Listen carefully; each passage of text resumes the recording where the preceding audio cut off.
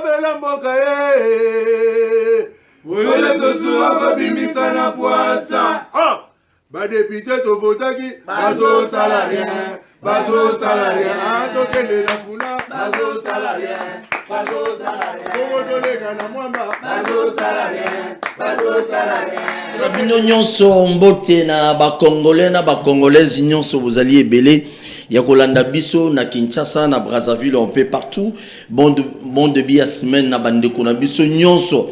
O bazana ba itamoko très critique, il y a souffrance, il y a pasi. Ba mususu bazoko ata kozwa eloko koliate. Vraiment semaine oyo ezakora ba semaine nyonso oyo lekate nzambe assister bino mona bino. Tozali ensemble na bino na banzete. Na émission na biso mkola lelo tozali na invité moko na kombo ya Tedika Chama boni. Bien kaka yo. Paul Toussoua, Kolo Biloko. Vous allez bien? Vous allez bien. Comment noter parce que vous avez Biloko lelo ya sûr. Très bien, yende azali invité na biso, ya liboso to robeta li solo. Na makambo o etali désactivation ya ba école. Ebele na chango kuna lelo ezali ko pesi mbwa boyi. Tozozwa ndeko moko kalate na début ya émission en duplex. Boka comment à quoi expliquer biso ni nezolega kuna ezalaki opesi mbwa boyi à tel point que la police a eu intervenir pour être non à Panzabatu wana. Yalo ami balé to robeta li solo tata mokonzi mboka ya enfin gouvernement na biso ya Congo bazui mokano to décision ya kokitisa ba billet d'avion et enfin bayokani na bakolo ba société aviation.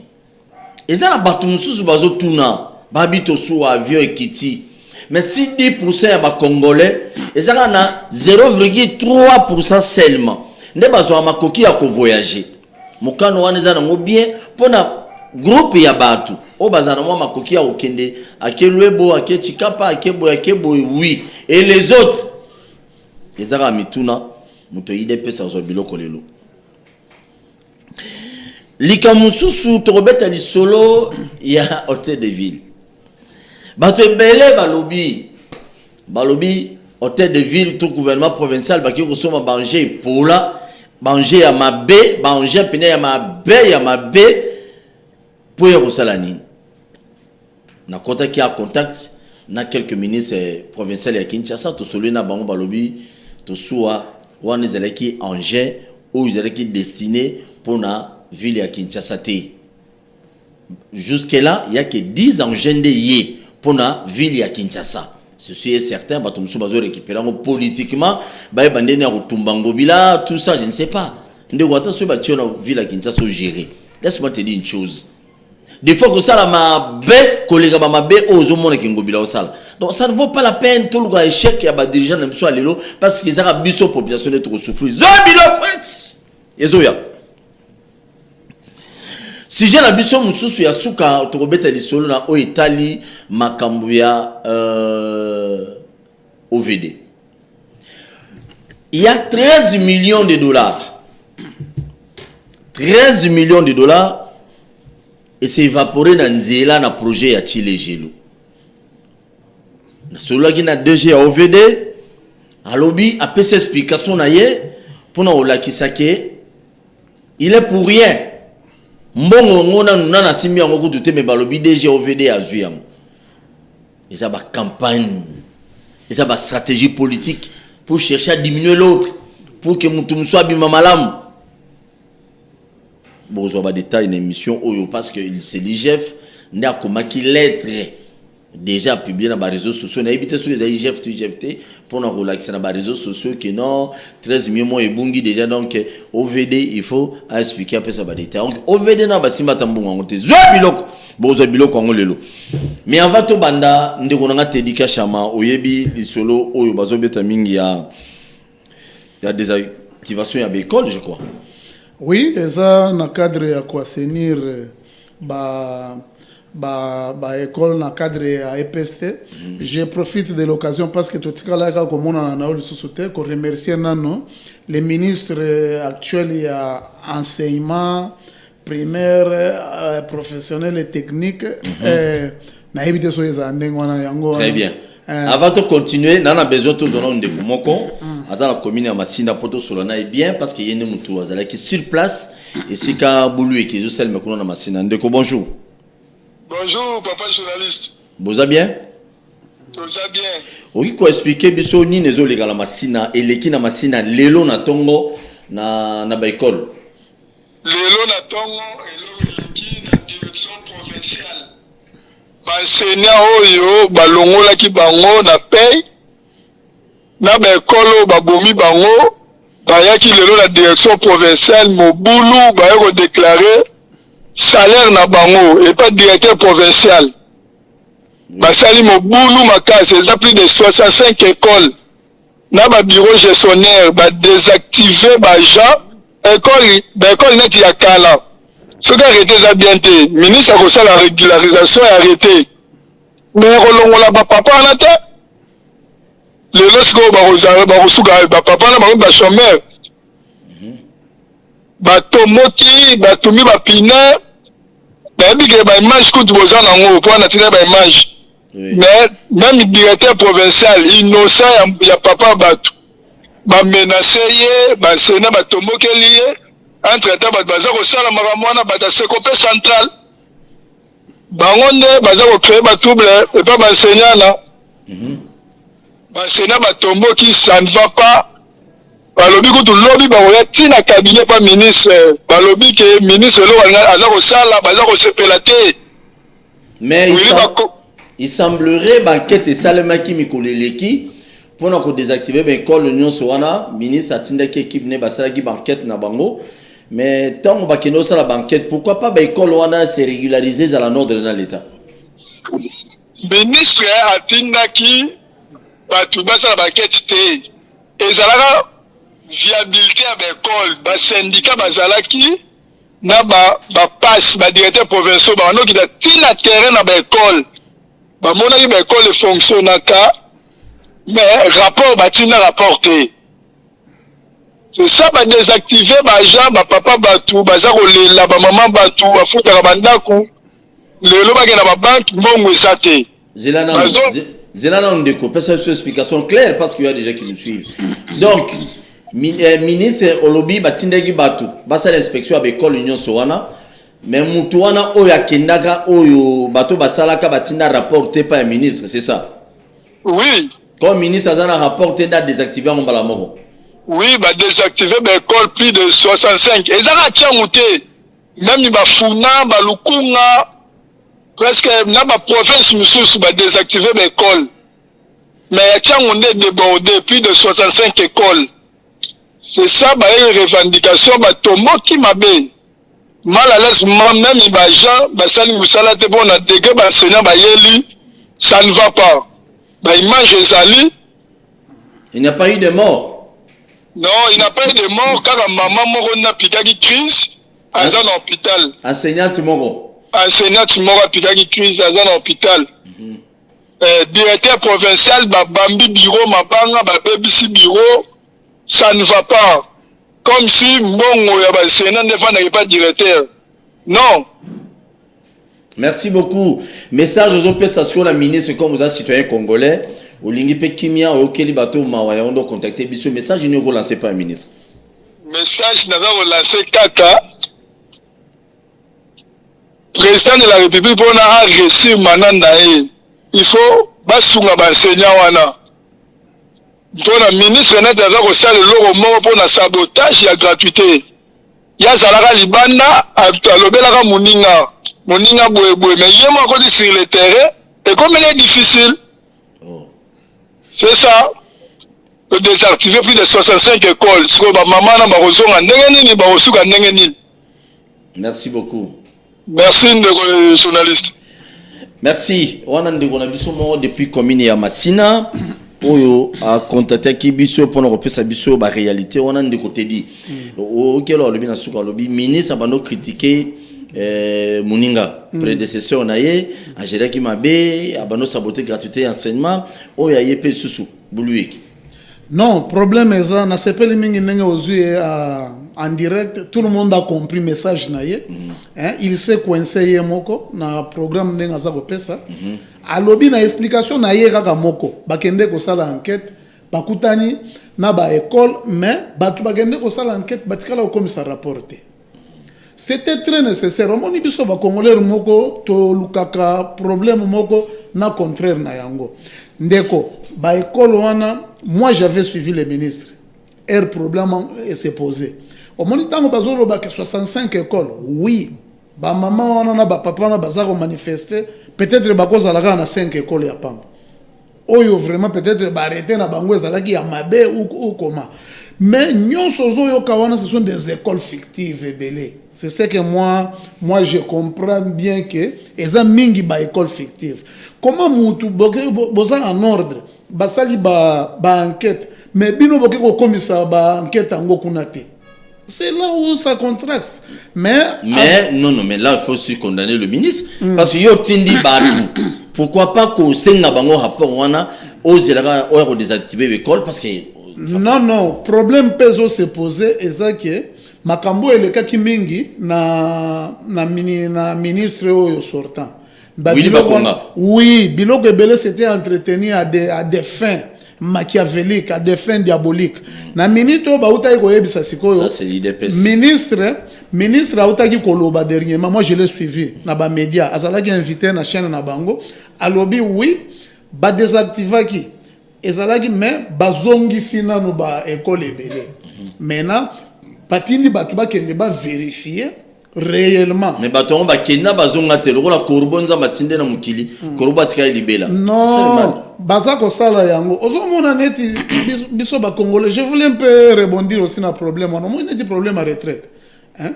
Le ministre l'a fait avec les moyens de bord qui a débrayé par-ci par-là. Oyo prédécesseur na ya banda ko yiba. Po mikolo so lobi ke o bazo yiba o fini. O ba banda ko détourner. Aluki ba frère moko ba organiser ki yango oyoka ba biloko moko neti na ba ministère ya finance. Na ba ministre ya ba côté mususu oyoki eloko moko ba obenga ke bore zanga kombo. Ba misaka ba prime moko boye bali. Maintenant le ministre a bendi yango a pesina no ba papa na ba mama o mona neti papa moko 87 ans d'âge abanda ko tangisa kaka. C'est pour cela on est en train d'assainir ba maman na ba papa bandeko bazo tangisa ya kosenga bango ezaka ke bazala calme ndenge ba revendiquer batinda ba école na bango moni bango bazo komona na ebisio toza na yo awa okomona ba école wana ndeko alobi 65 na chango mais cela ba vérifier yo so moni neti na chango wana ba désactiver 65 écoles ekotikala ni na ndibite ke est-ce que ezalaka combien ezalaka 1000 na chango. C'est pour vous dire qu'il y avait des magouilles terribles. Parce que dans la minute où ils ont l'école, nous sommes à la kimia, commission d'enquête, le ministre, mais il a prouvé vraiment de quoi il était capable. Dans la minute où les ministres, Biloko Asali, au moins de gratuité, papa n'a chité la place, gratuité n'est pas intérieur. Côté à Babandundukuna, côté à Bakasai, côté industrie, à la société. Côté à Équateur na kati kuna un enseignant comme gang mikolo na bamboka batutu ba komolinga ke bana na bango babala ba enseignant on a ni bon on a ça c'est l'IDPS. Non liboso c'est l'IDPS. Liboso c'était ba 80 000 baza ko futa bango maintenant actuellement montant et mati et comme ba enseignant ba komo sala ba makelemba kene na ba fin photo utaki dernièrement ba roulage ba comment ça ba makelemba touro ba chelio encore mikolo ba comment zo délai ba 350 na mboka siko école moko ba banda ko futa bikedi comme Minerval maintenant nenge to za bo bazui gratuité c'est l'état qui a pris en charge tout enseignant dit oyi bilo zolo ba oyo mission na ngai monda mo bato balanda Paul to suwa wana tango zolo ba biloko oyo même Aris aza discret na régie oyi ke o pesa dia bato belikano po pesa dia bato belikano obi non te o pesa kanda ozo kosa na yambaka mutu moko na bino ya IDPS amis avandika na kitona amis alobi ono ba matière ba policier salaire niveau ya ba appel na zoare pa ba policier tika te na lelo yoyo zo komisa ono ba baktiel ba enseignant salaire tout ça est-ce que ba enseignant ba baktiel ngana mutu na mutu na précision vraiment na tunia na ebisi beta biloko oyoki ngai na zoloba na Kinshasa te na lobi na intérieur po awa batu ba mimona ka lokola ezalaki oya soyi balingi batunelo problème e oya kozonga na makambo to potana kana bango bakotangelo gombe bakotangelo mwa 2-3 écoles Pour na bango pour bato mitema mabe on a gratuité problème na bango c'est les 2-3 écoles ya Gombe. Na tuna moko na plateau moko télévision. Siko ba école eza na masina wana. Siko ba école eza na ba désactiver. Hein? Au bino boyo désactiver. Ba désactiver école oyo ezaki en ordre. Soki ba kuti ke école ko sala en ordre. Ba kozongisa bango. Nous c'est le social. Boko kende ko active côté ça. Mbongo yango na bamba ko yibango ebele comme otelenga. Maman na ba si c'est pas un dégo toto solo nae abi maman mo a sali crise. Crise ekozala na ba sens ebele, c'est une chose à dire. Ah mais ba yeba kuto ba désactiver place au foot à manger souté. Anta la ndaku di faye mudale sa bana papa Koufa yem dans un autre là je suis d'accord avec vous, il faut qu'on fasse diligence ba étudier ba ka wana noki ezo temps ebele te po ba oyo baza ko mona na po ngana moni bato ba kende ko manifester. Bon muto zo kende ko manifester nengo la kisi na bilili na yo. C'est-à-dire ce sont des réalités des mamans et des papas qui travaillent, qui sont des enseignants, qui nous ont enseigné, bango ne bazo kende ko manifester. Mais au comment na ba mususu, so comme on na ebisio, e ko za la des écoles ne ko manifester. C'est le 65. Pour ceux qui balobi bango nyonso bazala ki kaka baza ba net ya ba réseaux sociaux, baza ba virtuel. Au comment na yo moko toza na yo atangi 65 na chango. Très bien. Zela basala naza mutu ya ministère ya EPST, mais tozana batukuna et nous allons demander toutes les informations nécessaires pour naka oyo tokoya na wa ndenge ba bengi yango yo moko. Merci Napesio, merci mais yeba que je te promets je dois te recevoir avec quelqu'un du PPRD ou bien de la Muka Shmeno Karapo ou ya confirmer makamwana ki ba enseignant ba futa manga bien ba Marcel Bondé mbonga salé ça je vous promets. Na lobi na mboka j'étais très bien précis. Na ba village. Na lobi na mboka mbongo ba komi kozwa. Et comme kitoko makasi enseignant na pourquoi ba enseignant pe ya Kinshasa ba zo pe mbongo malamu bazuaka ba enseignant mususu à part ba oyo abino boyeba ba enseignant spéciaux wana ba enseignant ya lola ba enseignant oyo ba oyo bimona ka baleki bato nyonso to mais nga toza na biso tout toza na ba famille ba enseignant ya ba epe kasavu bwana bazali ya ba bumbu bazali. Merci très bien, merci beaucoup pe bazana barriérité et Sili ana barriérité to changer sujet sujet sans jamais merci. Tokosinga na ministre sectoriel Oyo Azali Kotala mambo ya EPST ou désactiver l'école c'est bien bon, il faut l'annuler en pays et on a le bar chaque fois na mboko yo suivi des ozong sa Congo na sima mbongo ya l'été que obima boki no sala musala kingani botini bato baki no sala enquête RDC a boutisakate et bandi le loté to lo so to lobi boy comme acharnement depuis Kabila ba enquête belé a boutisakane loté tala butini bato baki tala be école oyoki mutu wana c'est sûr certain cause à l'enseignant bato il faut pas qu'il tala be école wana malheureusement musu ba kena tala na monte donc ba ndana mo ba vandi ministre kuna ozela sur la minute ministre bimabe yona osina kino suivi ezalaka ba rimer ezali on a suivi ensemble avec vous bon na bato mususu na ba réseaux sociaux avant to kota na sujet ya ba billet d'avion ndenge kiti. Ndeko ya IDPS, je précise, parce qu'à Bandoloba, IDPS vivant, à Bandoloba Momingi, Bandoloba ke, merci beaucoup na président ya UNPC Kinshasa, ndenge, azu mokano, to décision, ya ko boto la ba carte, ya UNPC na ba journaliste nyonso, ba journaliste politique. D'après Bango, ba sepeli. Ba journaliste belé ba sepeli na ngote, na ba propos wana ce qui est vrai. Ils ont pris malin au mingité, ma journaliste qui a réglé pas ba journaliste, ba tu es IDPS, ba yo régler les biso ba conflit ba problème na bisoté. C'est très capital. Le président il y a eu une PC Kinshasa, tu suis déjà sur un bien mardi et mercredi to yambaye parce que c'est regrettable tous les journalistes c'est vraiment on veut mettre sur qui côté. T'es dit kachama. Bino IDPS moment pour na ba journaliste il faut base à la politique parce que bino vous avez un journaliste et politique. Non. Ça aussi, il faut rectifier. Na potanga qui bisonyo soto, na ba réseaux sociaux, na ba communiquer les gars, c'était le président Yves Bouya, je pense. Oui. Yende alobaki ke journaliste doit suivre la déontologie nae. Mais bino boy go récupérer ngote parce que non, bon repère c'est moi influence pour boto la confrère mususu ba les partis au pouvoir. Tozana tina ya ko intimider journaliste. Nous ce qui nous préoccupe plus c'est notre journaliste moi la mokaka na tongo. Ba ke ko funda kabuya.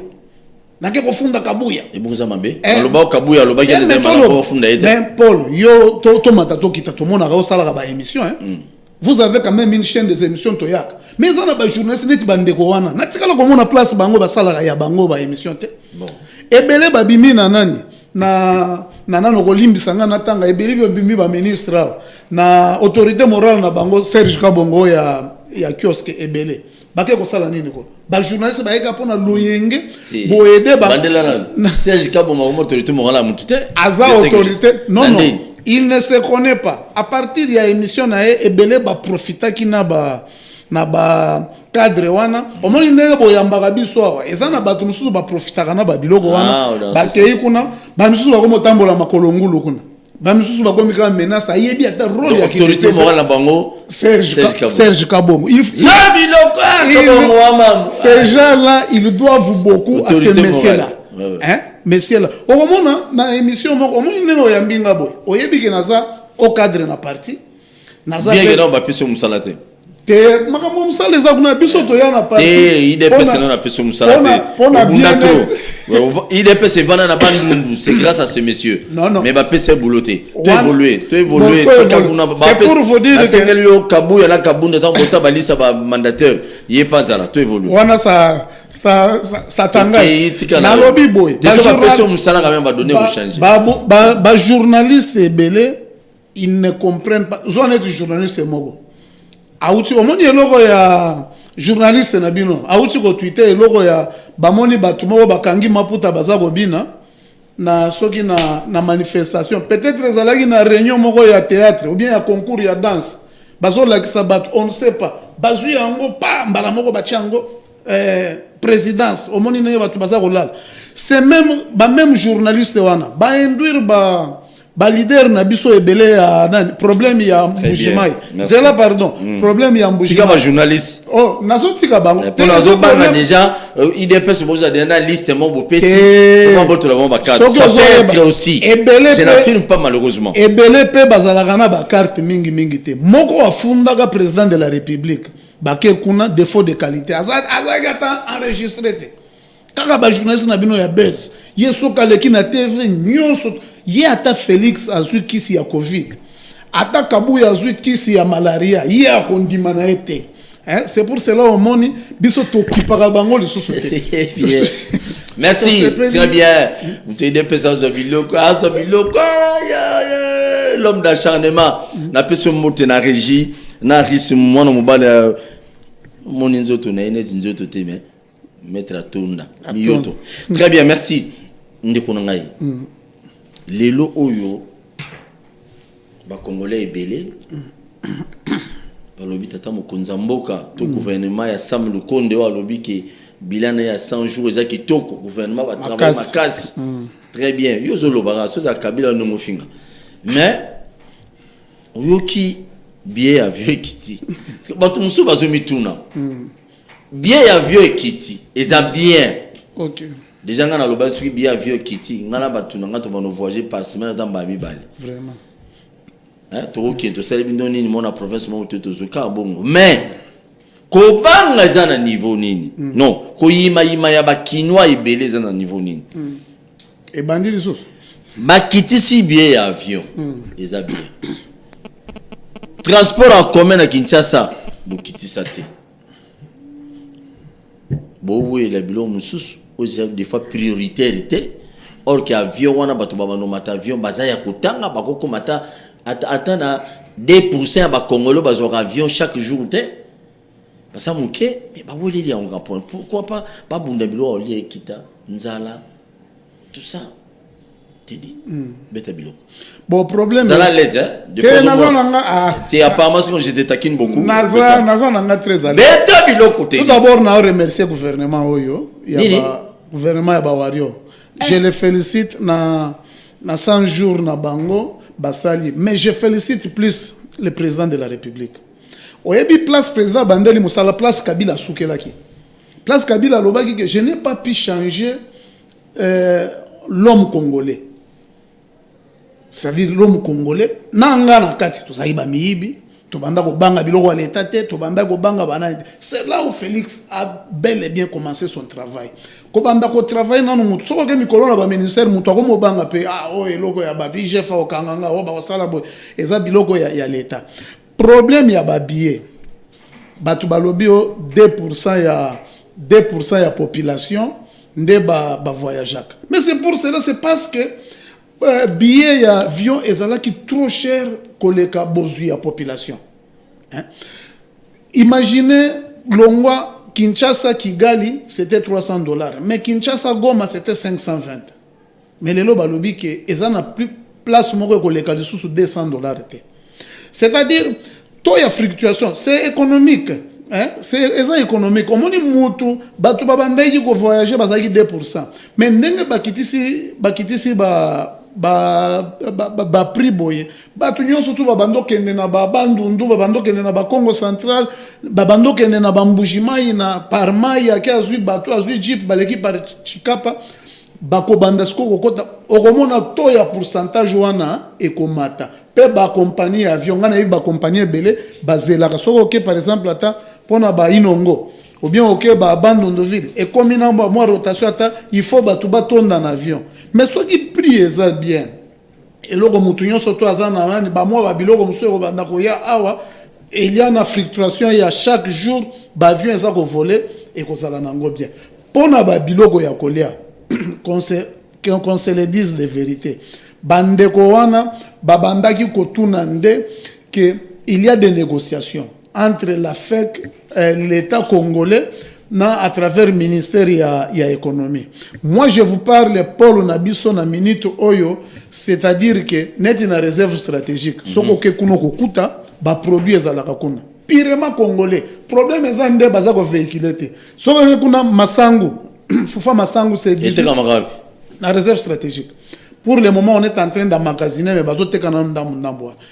Nani ça qui a fait. Mais moi c'est biso il faut y ça na batu nyonso pour bayiba okino soma ngope. Eza kuna bino bozo bara donc eza bino ba base ya bino ba au cadre des personnes ko soma. Eza biso ba au cadre. Non, il faut vulgariser les messages pour kuna tozana coordonnatrice ya réserve stratégique Maman Dadi Bidiafu.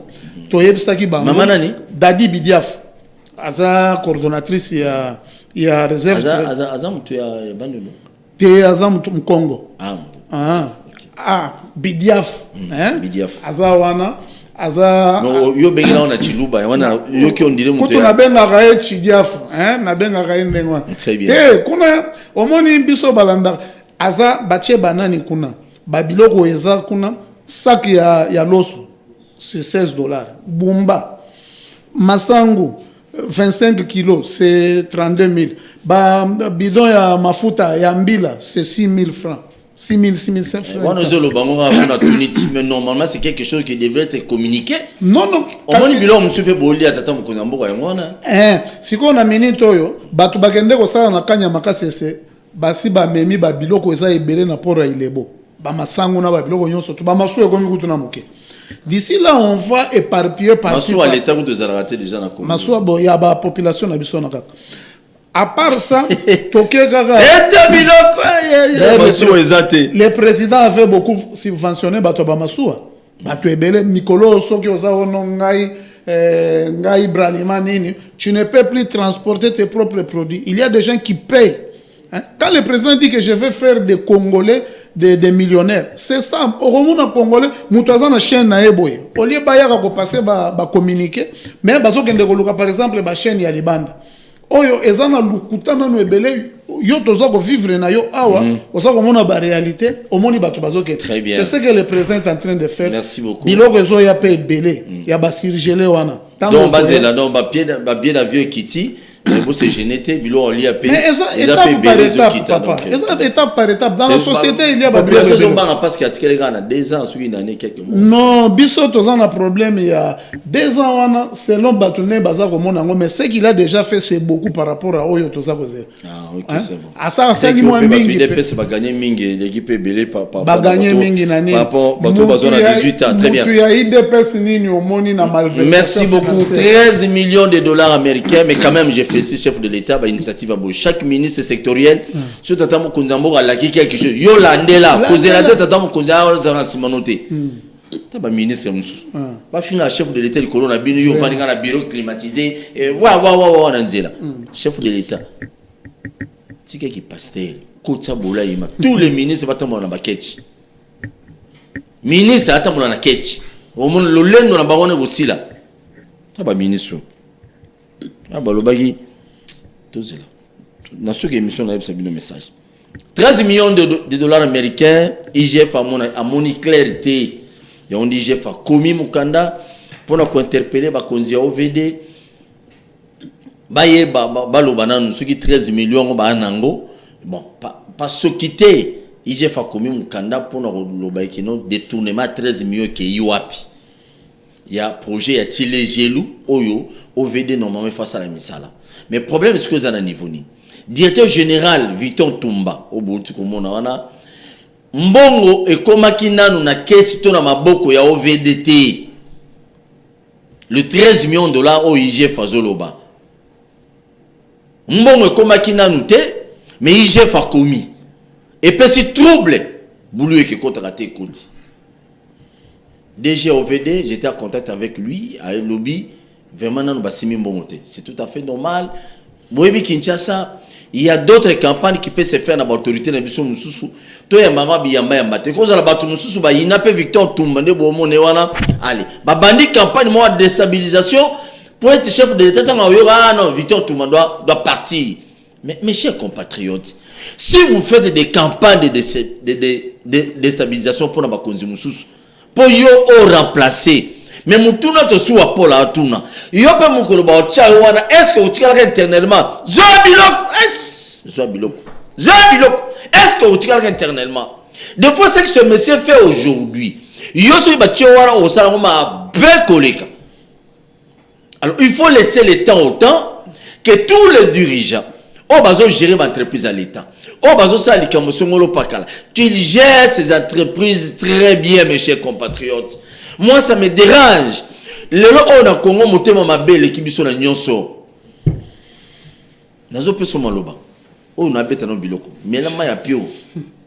Ah bato baloba no ngape na mutu IDPS. Na mutu IDPS te. Maman Victor Tumba nazo beta no biloko. Pourquoi? Parce que ça gêne et pas ya balo. Donc et comment déranger mutu? Gentini ngobila. Lisolo banje na beta ngo na bi te dia olongolango. Banje o yé hôtel de ville. Vous comprenez pourquoi dans le banabi, batumususo ba libana bana besoin de remplacer ba konzi nyonso. Ba on est faut comme ba konzi. Ce n'est pas mauvais. Mais bon c'est un moment porté. Et c'était aussi la campagne de déstabilisation à batuté to salir batu o misabo mi ibité. Jantini ngobila avec donc la ville de Kinshasa ba commanda ki ba matériel libélé. Parmi ba matériel ba commanda ki wana ba gen au tomoni na matadi wana tout ça oh lelo batu ba interpréter que non eza banje akala banje na ba robengisa non les 10 engins au vu les sombi ezali bon le la nini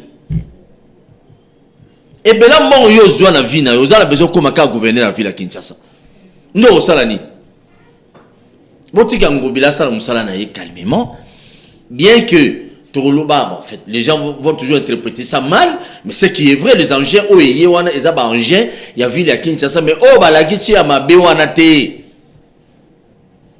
Bah, quand ça m'a pas monsieur, oh, et pour la pour la pièce, kanangi baby, bah, ça le système, bah, remplacer na bangé monsieur. Ça peut être aussi, mais ce n'est pas vrai que bangé wana bino d'après bino bolobi yango, ndeza yango te. Boto tika motema mabe na Congo. Mon thème à ma ne paye pas. Donc Victor Tumba yibi 13 millions. Ah, bon 13 millions on a sango hein. Victor Tumba vanda. Botika ya vanda sa musala nae. Ba nyonga ka la fois passer au pas ba ennemi nae. Mutazongi musala bino bo bana ba théâtre. C'est quoi ça? Tozo ke wapi? Beta biloko. Toke mambo ya 13 millions. Ouais, bon namona ki pen lokola mutunyo surtout na ba réseaux sociaux namoni ba komi yango ke caution il y a sur 13 millions ba lié vraiment 7 millions et comment qui n'en mais en essayant un peu de vérifier aussi en tant qu'acteur politique na ke ko tomber que des fois il faut que IGF peut malgré baza ko sala musala malamu malgré baza ko tambola bien mais ba ye ba kapé façon nini on peut communiquer En attendant, tu as des informations. Parce que le problème est que dans le projet Tchilegelou, c'est très différent dans le projet à 100 jours. Ici, on contracte des dettes.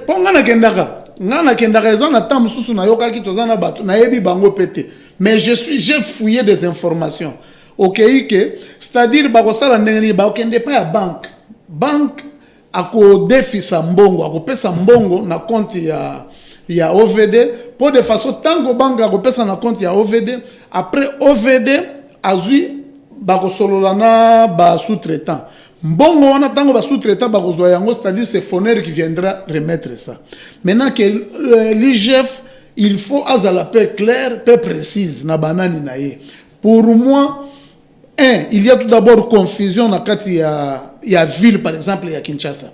Ozoye bate ba travaux na nyazo sala OVD azana ba moi travaux ndam parce que comment on va trouver OVD bazo lia kambongo bazo sala boy moko okoza la na raison côté olobaki ke batu ebele il y a la victimisation vraiment na batu bali ko tia ba pression makasi projet Tchilegelou tomoni yango neti na Kinshasa pona nga na tambolaka omoni ba marche samedi na kei na ke côté à Sosa côté ya Bayaka OK kuna o ezokende ko bimati côté ya manifeste okukuta kuna ke misala eza ko sala non condamné IGF donc ninga komi lettre wana ba mbala wana pina sali mon peu mon boulot ken non je ne crois pas que IGF a ces privilèges là de suspendre parce que ngana ebige bango basala ka enquête parce que baoze la misala ba kinwa baoze la misala sale maso bobani ba guerre oyo tala wala misala wala que biso wana e banai nango déjà so bo bloquer mbongo mbula yango eli mbula zo yakala victor soki ke ba constater que na problème eza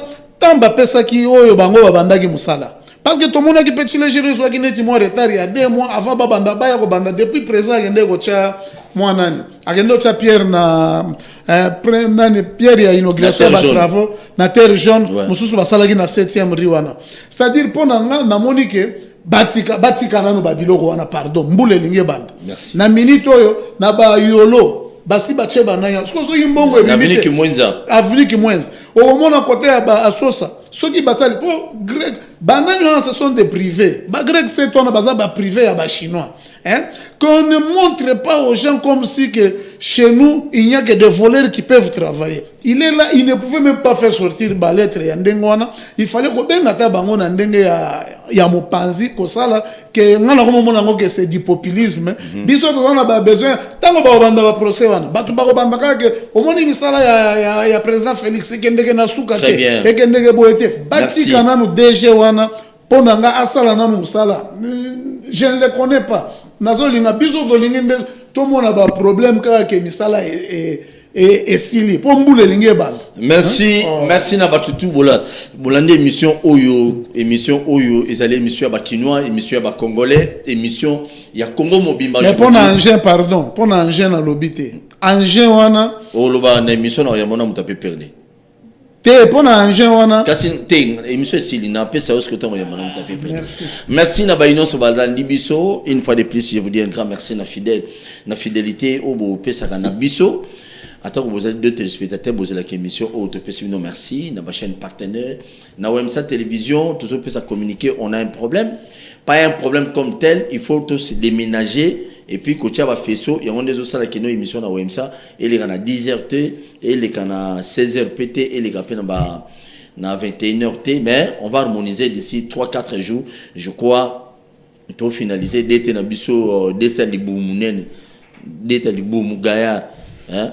Donc azosala tout pour que non a servi non na bandenge et sengeli na peso merci Tedika Chama nous on répond invitation na biso mais boy ça peut ba tuer des pes ba taka ba journaliste était to ba taka ba tuer ceux qui non ba critiquer moko ya ba cadre des non moko boza ko confondre il n'y a aucune autorité établie à IDPS ya parti oyaza habilité ya koya kofinga kolobela kofinga et ko attaquer na ndingo babeta babuka baboma non très bien merci tokutani prochainement bo s'abonner massivement na chaîne de YouTube Bakino Balobi TV Zoa Biloko bo s'abonner na chaîne de YouTube wana eza le link ya ko encourager biso no msato zo sala merci tokutani prochainement na Congo to telema to lobela mboka